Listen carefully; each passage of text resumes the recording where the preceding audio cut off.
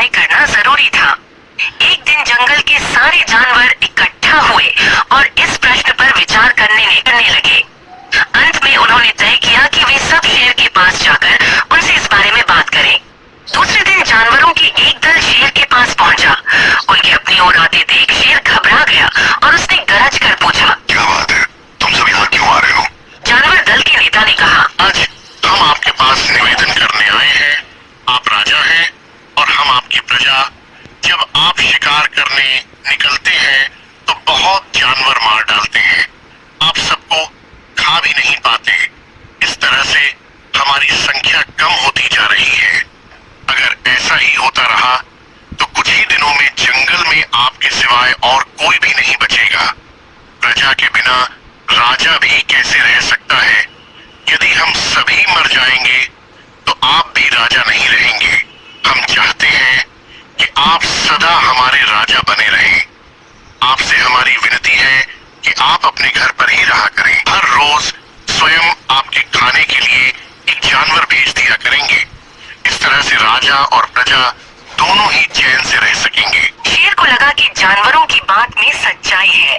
उसने पल भर सोचा, फिर बोला, अच्छी बात है, मैं तुम्हारे सुझाव को मान लेता हूँ, लेकिन याद रखना, अगर किसी भी दिन तुमने मेरे खाने के लिए पूरा भोजन नहीं भेजा तो मैं जितने जानवर चाहूंगा मार डालूंगा।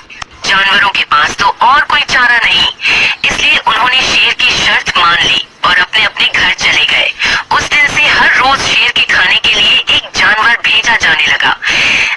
इसके लिए जंगल में रहने वाले सब जानवरों में से एक एक जानवर बारी बारी से चुना जाता था। कुछ दिन बाद खरगोशों की बारी भी आ गई। शेर के भोजन के लिए एक नन्हे से खरगोश को चुना गया। वह खरगोश जितना छोटा था उतना ही चतुर भी था। उसने सोचा, बेकार में शेर के हाथों मरना मूर्खता है। अपनी जान बचाने का कोई न कोई उपाय अवश्य करना चाहिए।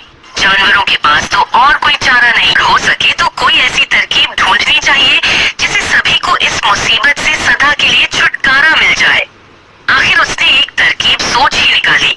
खरगोश धीरे धीरे आराम से शेर के घर की ओर चल पड़ा। जब वह शेर के पास पहुंचा तो बहुत देर हो चुकी थी।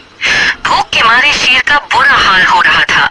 जब उसने सिर्फ एक छोटे से खरगोश को अपनी ओर आते देखा तो गुस्से से बौखला उठा और गरज कर बोला, किसने तुम्हें भेजा है? एक तो बिल्ली जैसे हो, दूसरे इतनी देर से आ रहे हो। जिन बेवकूफों ने तुम्हें भेजा है मैं उन सबको ठीक करूंगा। एक एक का काम तमाम न किया तो मेरा नाम भी शेर नहीं। खरगोश ने आदर से जमीन तक झुककर, अगर आप कृपा करके मेरी बात सुन लें तो मुझे या और जानवरों को दोष नहीं देंगे। वे तो जानते थे कि एक छोटा सा खरगोश आपके भोजन के लिए पूरा नहीं पड़ेगा, इसलिए उन्होंने 6 खरगोश भेजे थे। लेकिन रास्ते में हमें एक और शेर मिल गया। उसने 5 खरगोशों को मारकर खा लिया। यह सुनते ही शेर दहाड़ कर बोला, क्या कहा? दूसरा शेर? कौन है वह? तुमने उसे कहाँ देखा? महाराज, वह तो बहुत ही बड़ा शेर है। वह जमीन के अंदर बनी एक बड़ी गुफा में से निकला था। वह तो मुझे ही मारने जा रहा था।